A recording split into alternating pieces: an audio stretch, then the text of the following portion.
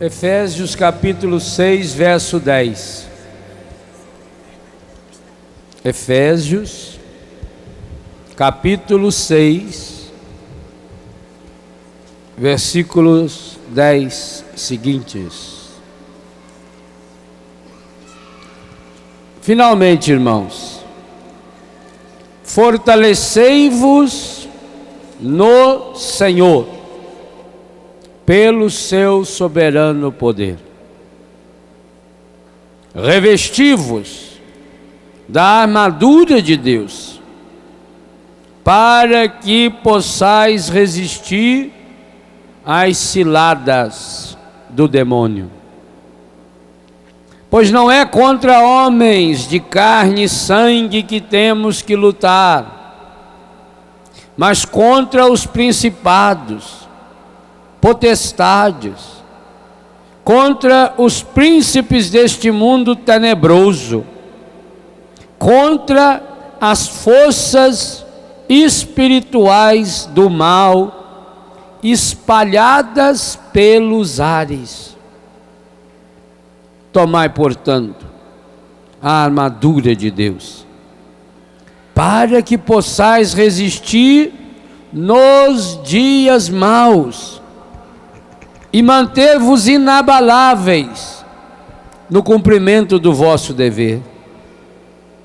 Ficai alerta, a cintura cingidos com a verdade, o corpo vestido com a couraça da justiça, os pés calçados de prontidão para anunciar o evangelho da paz.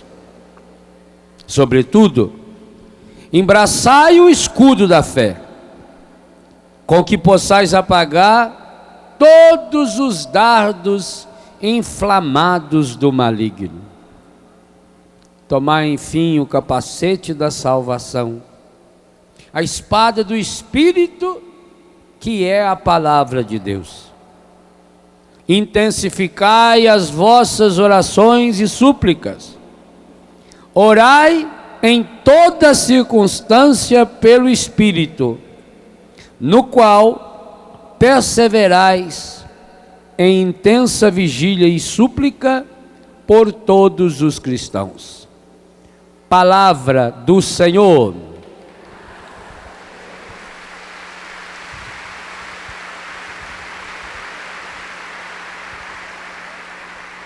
Bom dia. Continuemos hoje nossa jornada buscando a graça de sermos libertos da maldição, libertos de toda contaminação maligna. Este texto tão conhecido, hoje quer nos ajudar a perceber alguns modos muito concretos, para que, sabendo, a gente crie de fato essa couraça, esse revestimento, essa proteção, essa armadura de Deus. O conhecimento e eu dizia ontem já, salientei ontem, o conhecimento da verdade, e o texto explicita isso, é uma das, se não a mais importante arma, principalmente a longo prazo, para que a gente esteja revestido da armadura de Deus. E o único jeito de conhecer a verdade é aprendendo a verdade, porque a verdade é revelada. Ninguém nasce no mundo sabendo a verdade. A verdade não é um instinto, a verdade é um aprendizado, a verdade é uma educação, tanto externa, alguém que nos ensina, pai, mãe, professor, padre, os meios de comunicação, e a minha busca da verdade, através principalmente do estudo, através do conhecimento. A pessoa não pode se acomodar, eu dizia ontem, quantos têm o conhecimento, a inteligência religiosa de uma criança, numa inteligência cultural de um adulto. Conhecer a verdade, já dizia Jesus, eu sou a verdade. Conheça a verdade e a verdade vai libertar cada um de vocês. Então, é absolutamente fundamental. Por isso que, graças a Deus, nos últimos anos, nós temos uma gama de material para aprofundamento da fé fabuloso. O Brasil é hoje, sem dúvida nenhuma, o país do mundo que produz a mais vasta obra de aprofundamento da fé que se ouve falar.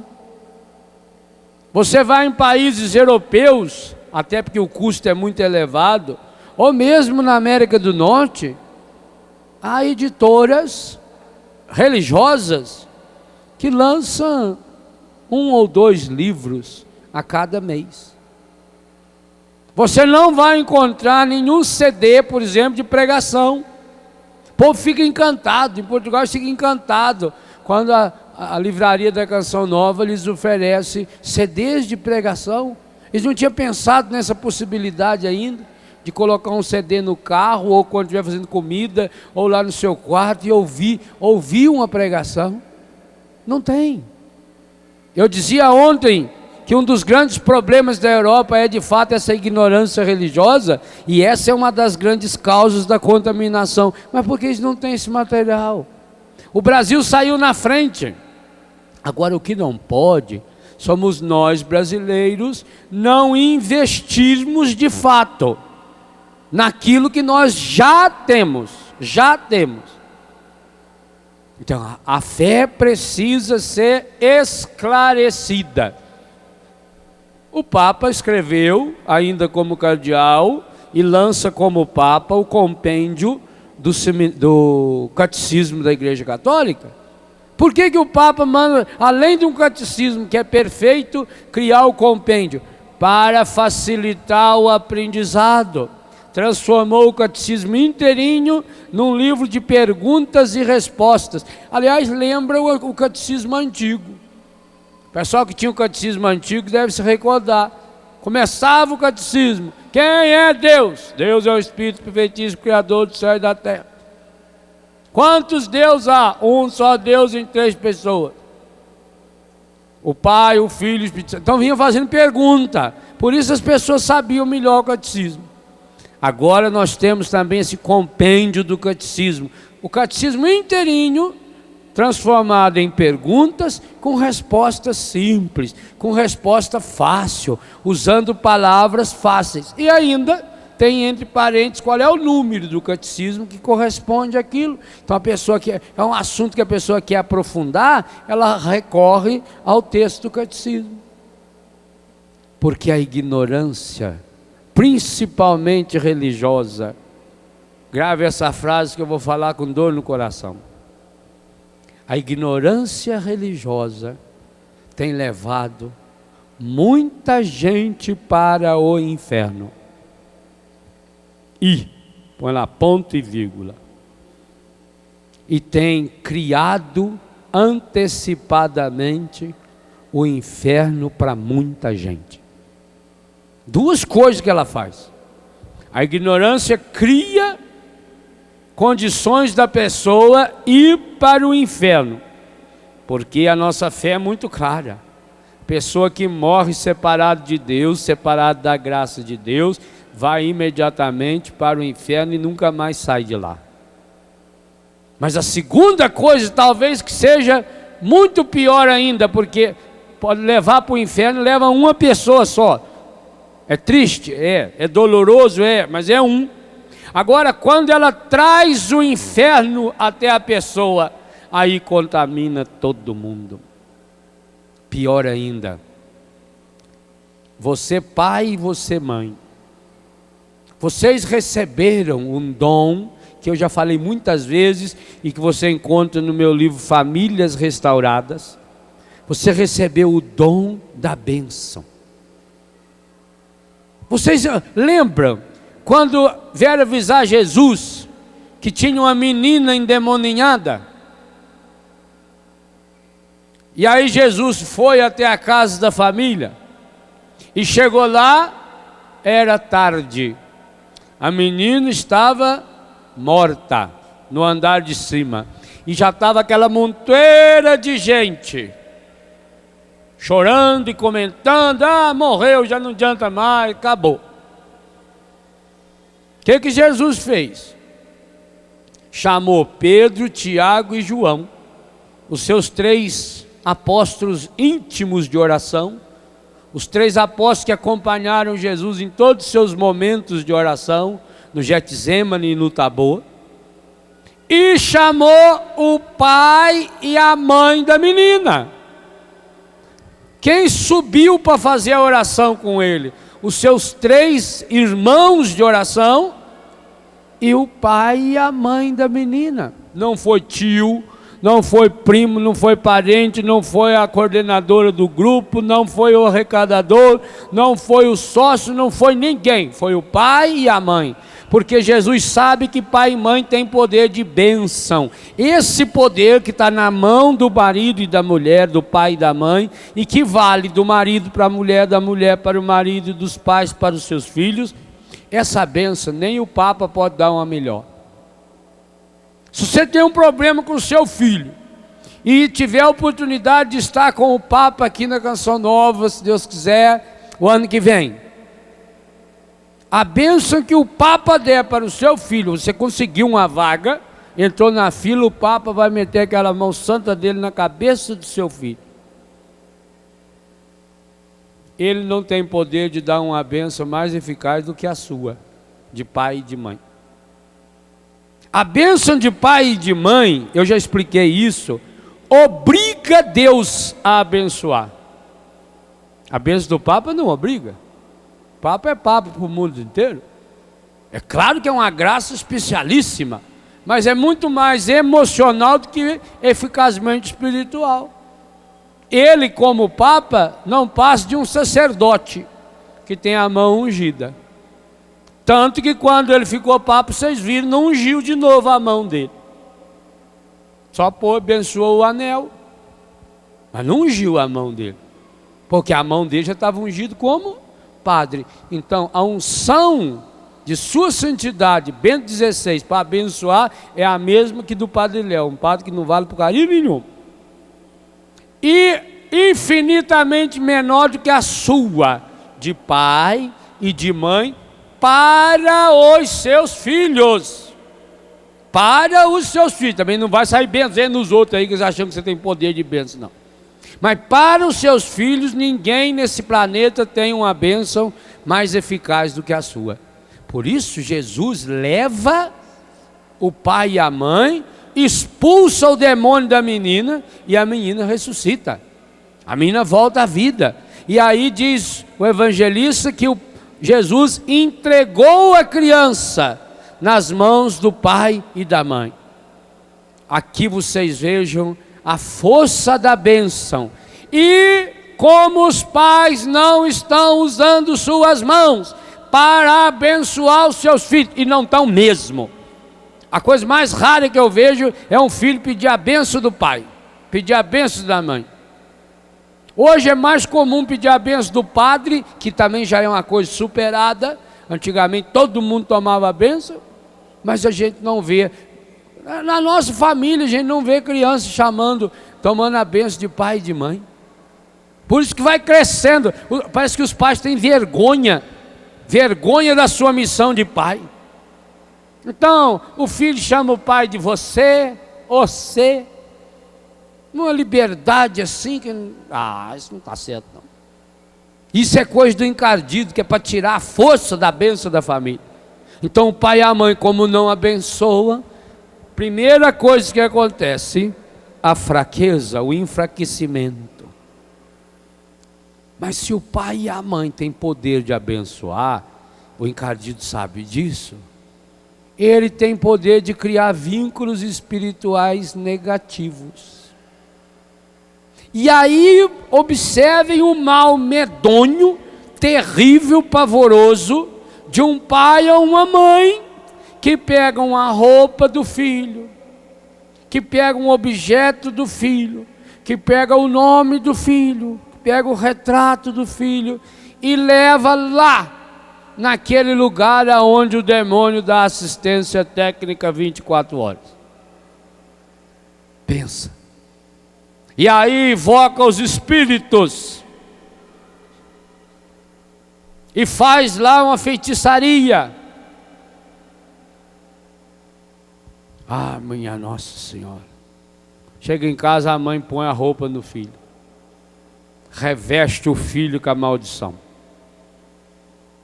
É grave demais, gente. A contaminação. Por que será? Vocês já devem ter lido, se não leram ainda, leia em casa Levítico 19, 20, Deuteronômio 18 seguintes. Por que a Bíblia é tão rigorosa quanto a isso? Por que a Bíblia diz que a pessoa que frequenta esses lugares, e lá diz bem claro, feitiçaria, magia, bruxa, quem evoca os espíritos, a lista está clara. Astrologia, horóscopo, que as pessoas que frequentam esses lugares devem ser apedrejadas até a morte. É claro, ali é um outro contexto.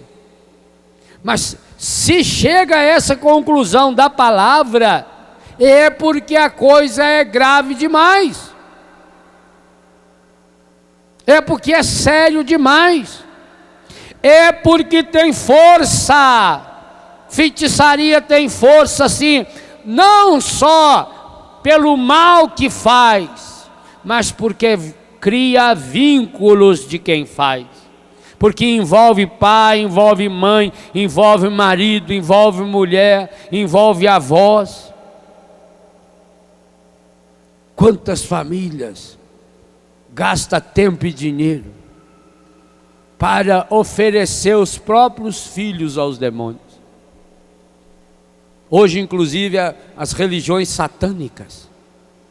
Olha a sutileza que os meios de comunicação gastam para investir em novelas espíritas.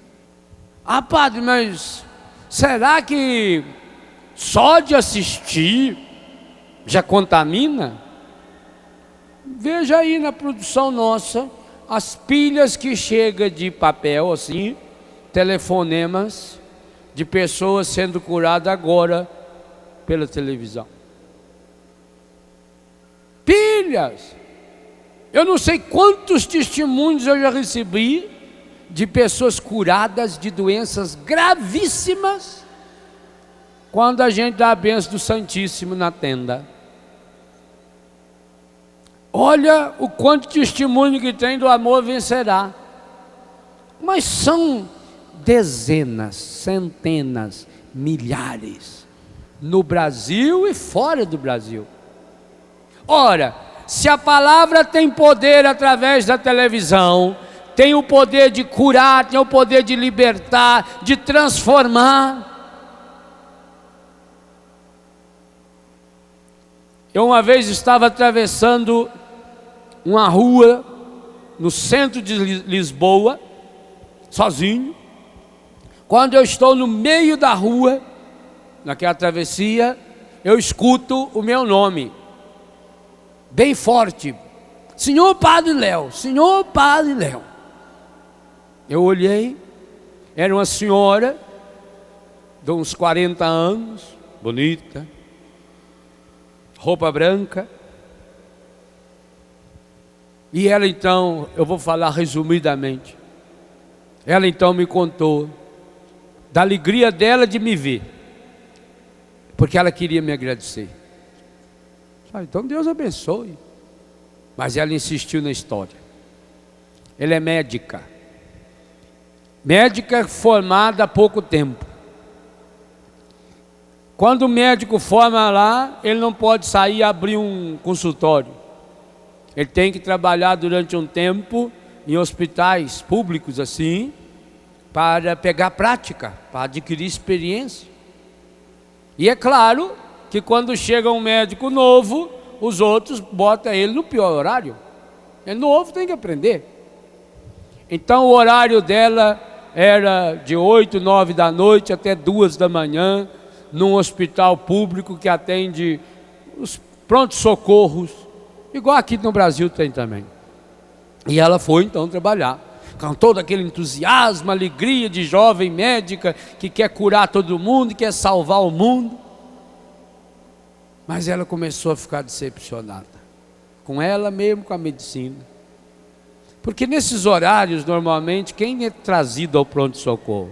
Pessoa que sofreu um acidente, pessoa que está em coma alcoólico, pessoa que se drogou, pessoa que teve uma parada cardíaca, um derrame, um AVC. E muitos desses casos morreram ali na mão dela. Ela que ficou médica para ajudar a vida, agora está tendo que assinar atestado de óbito. E aquilo foi angustiando o coração dessa médica. Ela ia para casa às 2 da manhã, não conseguia dormir. Chegava em casa de madrugada, ao invés de dormir, a cabeça estava quente, angustiada, ela começou a tomar um vinhozinho para relaxar. Então, chegava em casa, pegava um copinho de vinho, a taça, vinho bom eles têm, e passou algum tempo, precisou tomar 2 taças e 3 taças, e daqui a pouco tomava destilado também, já um uísquezinho. Ou seja, em pouco tempo, essa médica estava completamente dependente do alcoolismo, que foi alimentando. E aí vocês imaginam, sozinha, solteira, viciada na bebida, decepcionada com a profissão, entrou em depressão profunda. Profunda. Não conseguia se assumir mais. E aí me conta ela, numa daquelas madrugadas de desespero profundo, ela bêbada ligou a televisão. E ligou a televisão, na TV, Canção Nova, por acaso, ficou zapeando ali. Ligou a TV.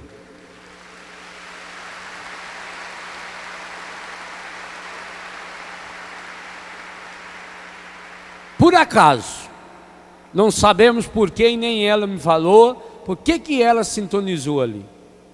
Por graça de Deus, eu estava fazendo uma pregação. À noite, repassa a programação. Eu estava fazendo uma pregação. Nessa pregação, eu dei o testemunho do meu irmão, que morreu em consequência do alcoolismo. E conforme eu fui falando aquilo, ela foi dizendo que era para ela aquela palavra, que Deus tinha falado, era coincidência demais. Num determinado momento que no rincão nós rezamos, em cima daquele tema, ela lá em Portugal, de madrugada, bêbada, caiu de joelho em frente da televisão. E ali ela repetiu o que o Padre Léo falava no palco: eu renuncio ao espírito maligno do alcoolismo. Foi me agradecer. Nunca mais caiu nesse espírito. Ele não teve mais nenhum poder sobre ela. Então vocês vejam, meus irmãos, a força da palavra, a força do evangelho, a força da libertação. Óbvio, se a minha palavra tem força, pela graça de Deus, de curar uma médica alcoolizada em Lisboa, um detalhe, num programa repetido, não era ao vivo, era uma gravação.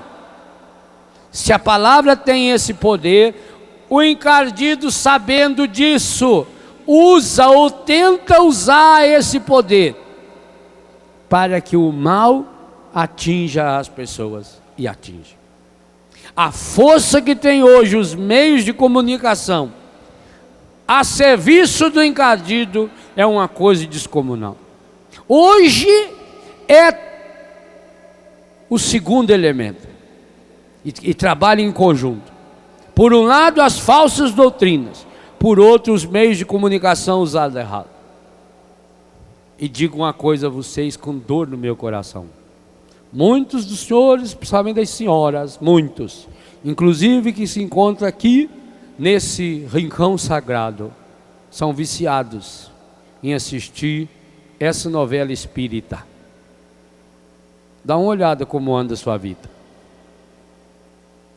6 horas, horário da Ave Maria. Imagina, as outras televisões católicas às 6 horas, toda ela está passando o terço. Não tem coisa mais monótona que o terço na televisão. Pode variar do que seja, do jeito que você quiser, 50 Ave Maria. Horário da Ave Maria, horário sagrado.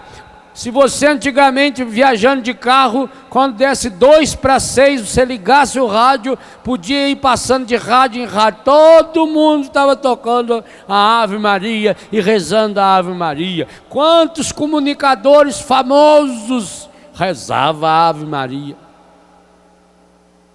Às 6 horas da tarde hoje, 47 pontos de Ibope, se dá aí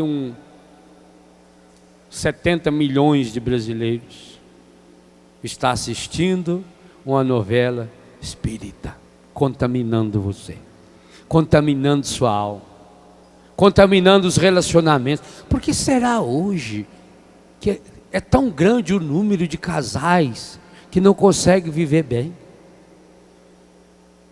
Não sei porquê, padre. Eu sei, e estou falando para você. Mas já estou falando com dor no meu coração, até fazendo um desafio. Infelizmente a maioria continuará assistindo. Porque, o que tem? Não é problema nenhum. Estou lá, assisto, só, não faço mal para ninguém, não falo mal de ninguém, eu trabalho, eu rezo, eu vou no grupo, eu vou à missa, domingo eu vou à missa. O que tem? O mal é sutil. A ação encardida é sutil.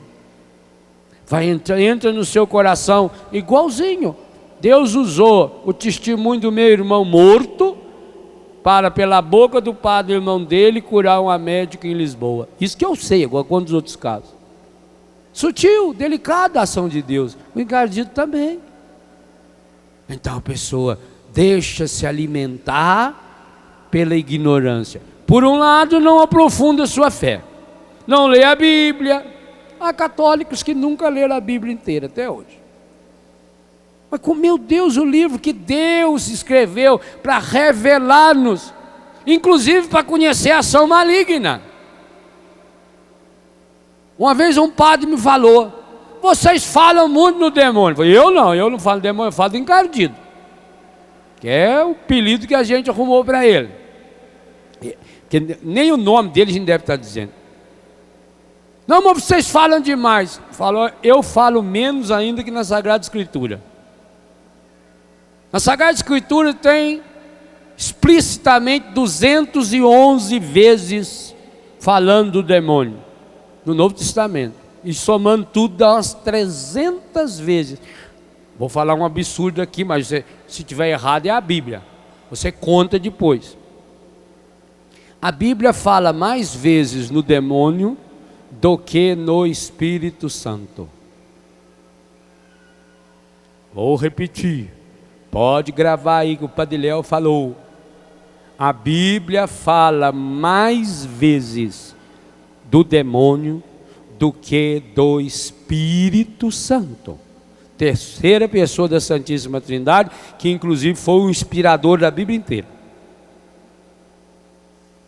Será que o Espírito Santo é menos importante que o demônio?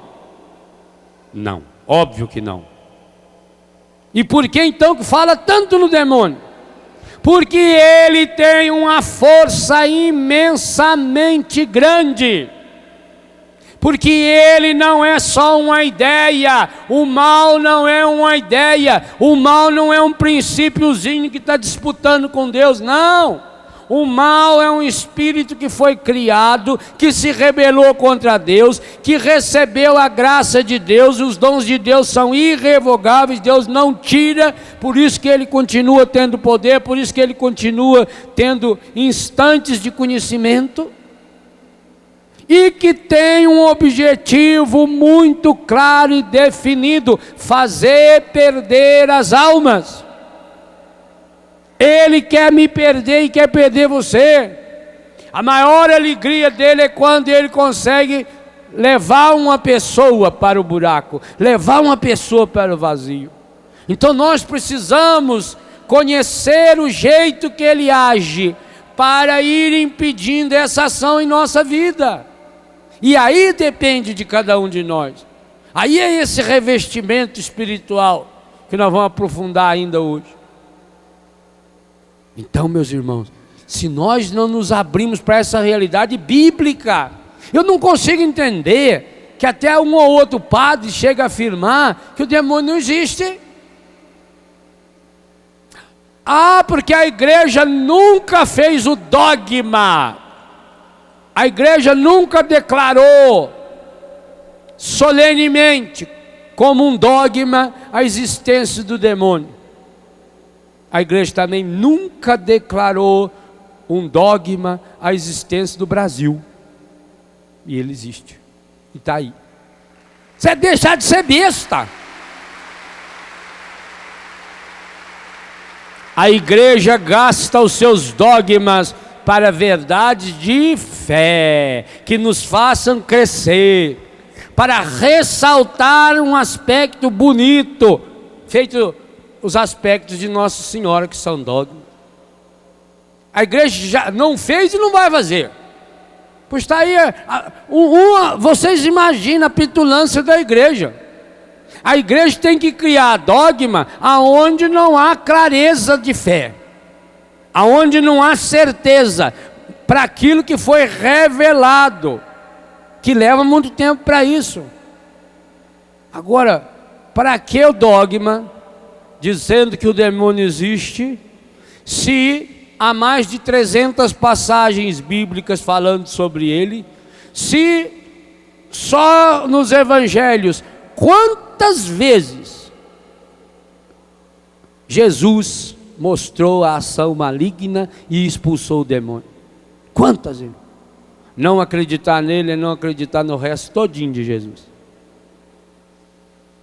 Porque é a falsa ideia dessa bondade do demônio. É a falsa ideia. Então é muito fácil. Não acredito. E alguns a gente nota que de fato não acredita.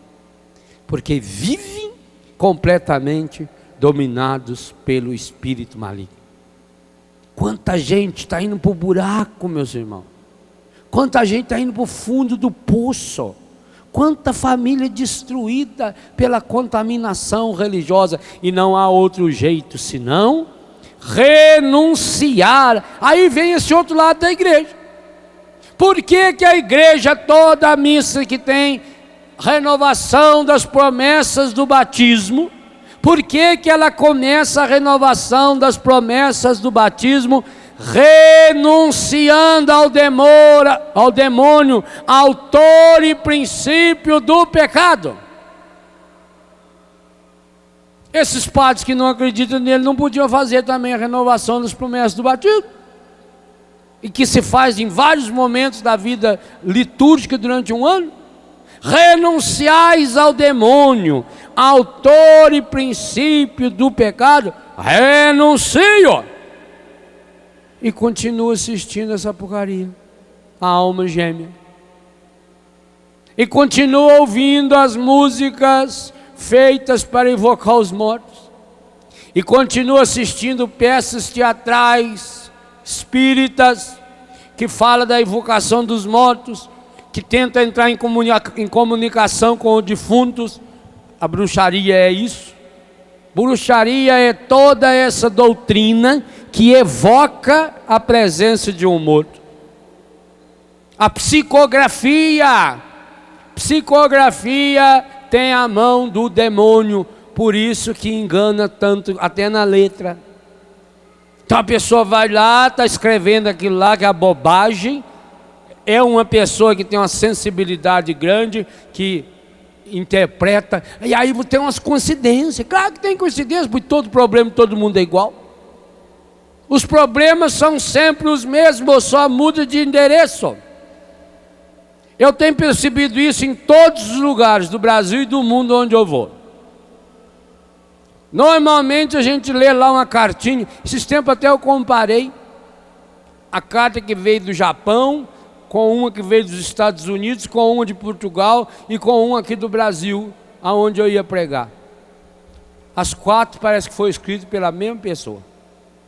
Padre, queríamos pedir ao senhor que abordasse esse tema, assim, sabe, o tema da família, eles pedem muito. Nosso grande problema é a família. Dificuldade da família, porque viemos do Brasil, porque aqui nos Estados Unidos a família não tem o respeito, não tem, porque isso é igualzinho. Os problemas são os mesmos, não muda. Eu vou a Portugal, prego normalmente à noite lá na Ilha da Madeira. O Padre Vicente está lá hoje, um grande abraço aos queridos do Funchal. Aí à tarde a gente senta lá na igreja do colégio para atender. Coisa mais fácil de saber qual é o problema. São os mesmos de vocês, o mesmo meu, o mesmo das nossas famílias. Igualzinho. É gente culta, é gente que fala vários idiomas, é gente muito rica, principalmente para o padrão nosso, então nem se fala. Mas o problema que ele tem é igualzinho o seu e o meu. Mesma coisa. Mesmíssima coisa. A gente vai atender confissão, aconselhamento em lugares importantes, com governos, com isso, com aquilo, é a mesma coisa. A fragilidade é a mesma. O problema é o mesmo. Igualzinho. Então, se todos nós temos mais ou menos os mesmos problemas, não é difícil alguém enganando, olhando na sua cara, escrever umas bobagemzinhas daquela.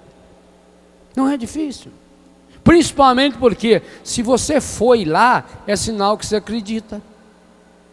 Você já criou expectativa positiva.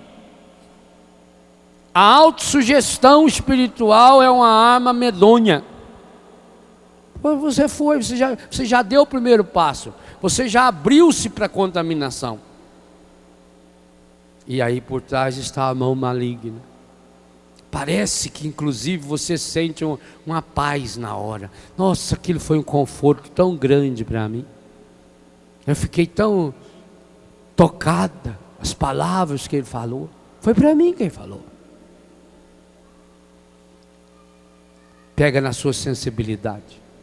Principalmente, já falamos ontem, não vou tocar nesse assunto hoje, a sensibilidade do momento da morte.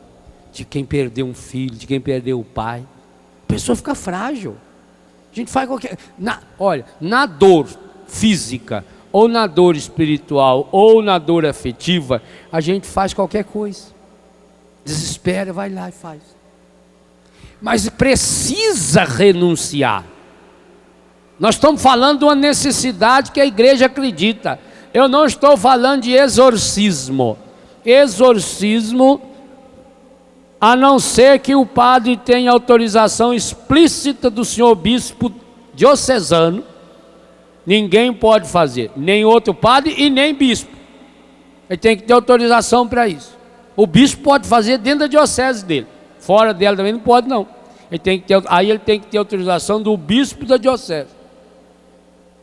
Porque é muito raro um caso de possessão diabólica. É raríssimo. Eu citei ontem aqui no Brasil, o último caso foi em 1947. Caso oficial, conhecido. A ação maligna, ela se dá muito mais pela influência no pecado. O demônio prefere um pecador do que 10 possessos. Com um pecador ele faz mais estrago do que com 10 ou 20 possessos. Porque a possessão você já vai chamar o exorcista, ele pode levar 1 mês, 2 ou 3, e em alguns casos leva isso mesmo. O Frei Elias, que já esteve aqui algumas vezes, contou isso aqui na Canção Nova. o tanto de tempo que às vezes leva rezando todo dia, ou uma vez por semana, durante 2, 3, 4 meses. Como é difícil quando pega um caso desse. Eu nunca vi na minha vida uma pessoa de fato possessa. E também eu não sou exorcista.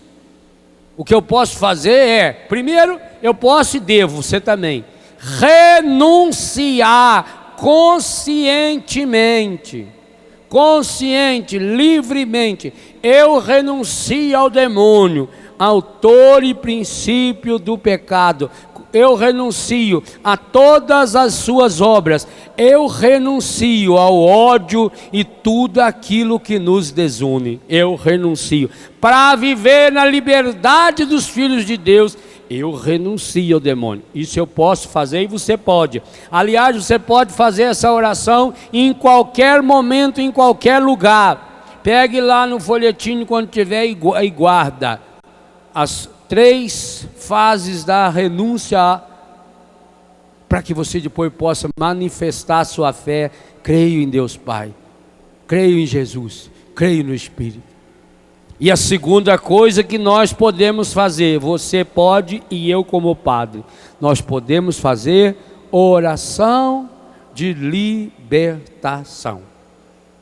O padre pode fazer essa oração para a Assembleia inteira, e nós realmente fazemos. Se você observar, nas orações que nós fazemos nos acampamentos, ou nas celebrações que Deus nos coloca para presidir, observe, não só em acampamento de cura e libertação, em outros acampamentos também, a gente sempre coloca os princípios, os elementos da oração de libertação em favor do povo.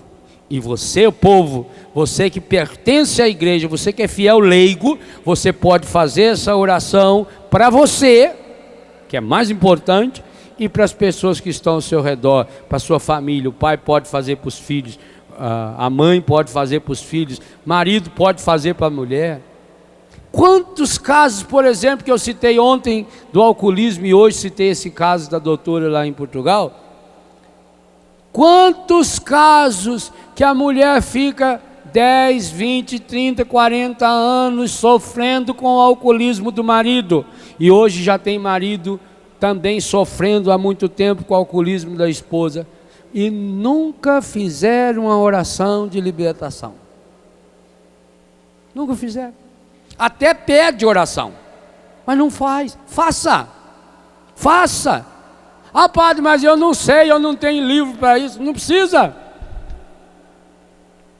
A oração de libertação é uma oração dirigida ao Pai, ou a Jesus, ou ao Espírito Santo. Você não precisa se preocupar com esses 3, não. Tem que ser para o Pai, ou tem que ser para o Filho, ou tem que ser para o Espírito. Pode mandar para qualquer um, que eles dividem tudo. Eles não têm problema. O Pai não tem ciúme do Filho, o Filho não tem ciúme do Espírito Santo. Se você tem uma grande devoção ao Espírito Santo, fique sossegado. O Pai e o Filho estão recebendo essa mesma oração. O Pai, o Filho e o Espírito Santo, desde toda a eternidade, não podem se separar, eles são um. Então fique sossegado. Tem hora que você dirige ao Pai, tem hora que você dirige ao Filho, tem hora que você dirige ao Espírito Santo, tem hora que você pede a intercessão do Espírito Santo, pede a intercessão do Pai. Não tem problema. Então você dirigindo ao Pai, ao Filho, ao Espírito Santo, e quanto possível aos 3 que aí estão firmes mesmo, juntinho. Pai Santo, Pai querido, Pai amado, Senhor Jesus, querido Espírito Santo, liberta meu marido do alcoolismo. Repita quantas vezes você quiser. Oh, meu Pai, liberta o meu marido. Oh, Jesus, liberta o meu marido. Faça o terço bizantino e vai lá. Senhor Jesus, liberta meu marido do alcoolismo. Senhor Jesus, liberta o meu marido do alcoolismo. Senhor Jesus, liberta o meu marido do alcoolismo. Vai andando. Senhor Jesus, liberta o meu marido do alcoolismo. Senhor Jesus, liberta o meu marido do alcoolismo. Senhor Jesus, liberta o meu... Não é o padre Marcelo, não, é o padre Léo que está falando agora. Liberta o meu marido do alcoolismo. Senhor Jesus, liberta o meu marido do alcoolismo. Vai. Quantas vezes? Você não tem o textinho? Chega, você está fazendo comida, não vai ficar com o texto, você precisa andar cair a conta do texto no feijão, é meio parecido mesmo. Vai ser um feijão bem católico, né? Mas vai acabar com o seu texto. Você tem 10 dedos. Conta nos dedos. Ah, mas não tem que estar segurando o texto na mão. Gente, isso aqui é um objeto. Isso aqui foi feito para mim e pelo meu filho, inclusive. Isso é um objeto. Não existia e daqui uns dias arrebenta e com todo respeito você põe ele lá no chão, enterra, acabou. A força da oração não está. Isso aqui não é amuleto, não, que é isso? Não tem gente que começa a fazer com o terço o que faz com os contaminados que vão lá, nas bruxas lá, para ficar benzendo roupa, benzendo não, né? Eu não sei a palavra certa que tem, fica infestando a roupa. Isso aqui não é amuleto. Então reza quantas vezes quiser andando. No pé, liberta meu marido do alcoolismo. Liberta meu marido do alcoolismo. Liberta minha esposa. Liberta meus filhos. Você tem um filho drogado? Uai, padre, nós já fizemos de tudo. Quantos textos você já rezou todo dia pelo seu marido ser livre? Hoje, meus irmãos, nós temos convicção profunda. Em Betânia nós temos 4 momentos diários. Eu sou capaz de afirmar que tem muito convento religioso de freire e de padre que não reza tantas vezes feito nós em Betânia.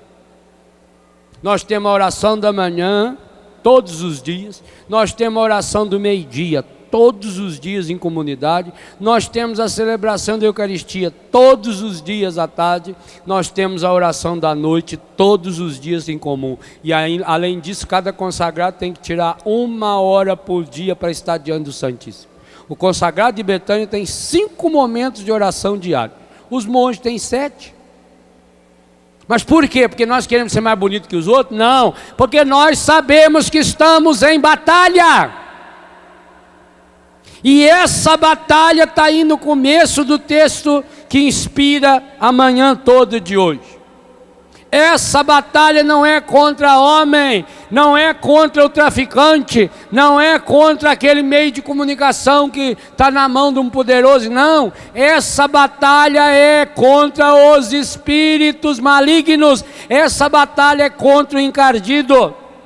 E com um detalhe, ele não tem mais nada para perder. Ele sabe que é derrotado. Ele não tem o que perder. E é terrível lutar contra alguém que não tem mais o que perder, porque quem não tem o que perder não tem como se proteger. Ele faz qualquer coisa, nada suja-o, porque ele já é imundo. O único objetivo dele não é para si, ele sabe que é um derrotado. O objetivo é levar você para viver naquela podridão, naquele inferno. E o pior, criar inferno para as pessoas. O que é terrível é isso, o que a gente fica desolado, é perceber, meu Deus do céu, um pai, uma mãe, que ganhou a graça do dom da vida. Eu vi uma cena ontem na televisão, vocês não viram? A não ser alguém que foi para a pousada, deu tempo de ver o jornal. Eu vi uma cena que foi filmada, porque quando estava acontecendo, passou aí um cinegrafista amador e acabou filmando. O rapaz andando na beira da lagoa da Pampulha, em Belo Horizonte. De repente ele começa a escutar um barulhinho. E aquilo foi aumentando, diz que no começo parecia o miado de um gato, desesperado. Ele foi até o guarda do palácio que tem ali do lado. Da onde será que estava vindo? O guarda disse, olha, talvez tenha vindo da beira da lagoa. Aí eles correm para a beira da lagoa, esse rapaz com a câmera já está ali junto. E localizam um saco de lixo preto. Lá no meio meio na beira. Ele com um galho consegue puxar. Quando abre, é uma menininha de 2 meses, 3 meses, lindinha, inclusive estava bem arrumadinha, vestida, direitinho, um anjinho vestido. Puseram lá dentro, amarraram a boca, jogaram no lago. Gente, na hora veio à minha cabeça, podem ter certeza, é culto satânico. Mas não tenha dúvida. Tenta chegar perto de uma cascavel que está cuidando do seu filhote. Tenta chegar perto de uma cachorrinha que está amamentando o seu filhote. Tenta tirar o filhote dela. Tenta chegar perto de uma vaca que ganhou um bezerro há poucos dias. Tenta. É instinto de mãe. Uma mãe é instinto. E ali está bem claro que quem preparou essa criança foi a mãe. Tanto que ninguém reclamou, a mãe não reclamou. Se foi uma criança raptada por uma pessoa desequilibrada, por exemplo, a mãe já teria ido na delegacia, todo mundo já saberia. Não, foi a mãe. Talvez até junto com o pai. Influenciada pelo maligno, manda preparar a criança e oferecê-la num culto. A água, não se esqueça disso. Quanta gente... Eu, por exemplo, hoje faço uma campanha e vou falar publicamente aqui, porque aí os músicos já estão me ouvindo. Eu hoje faço uma campanha para que nenhum católico vista-se de branco na noite do Réveillon. Porque se nós usamos o branco como paz, como alegria, como um símbolo cristão, que os sacerdotes todos estão de branco no altar, eles usam de branco com referência a Iemanjá, e vai lá para o mar, e entra no mar, e dá não sei quantos pulinhos, e tem que sair de fasto. Não esqueça disso. Você católico não pode fazer isso. Se eu não posso fazer isso, eu não devo usar nada que me lembre isso. Pronto. Põe outra cor. E eu de propósito, eu tenho roupa branca, camisa branca, não ponho. Não, para quê? Sabe por que é uma bobagem dessa aqui? Eu não posso me associar aos demônios. Eu não posso associar a minha ação dos demônios. De maneira nenhuma, nunca. Não tenho dúvida. Se foi o pai e a mãe dessa criança que colocou essa criança, jogou essa criança, pode saber. Por trás vai aparecer. É contaminação. Então vocês vejam, gente, o que o demônio é capaz de fazer. Quantos crimes, quantos pecados, quantas barbaridades para afundar essa pessoa nesse inferno que ela antecipa. Nós vamos continuar essa meditação pedindo a Deus essa graça. Senhor, Pai Santo, Pai querido, Pai amado, Sua palavra está nos inspirando nessa manhã a que nos revistamos da Sua armadura. Nós somos fracos, Pai. Nós somos fragilizados, conscientes, mas principalmente inconscientes, Pai. Acabamos nos deixando contaminar ou nos contaminamos. E por isso, Pai Santo, tanta coisa deu e continua dando errado em nossa vida. Mas hoje nós viemos aqui e viemos para que sejamos libertos de toda maldição.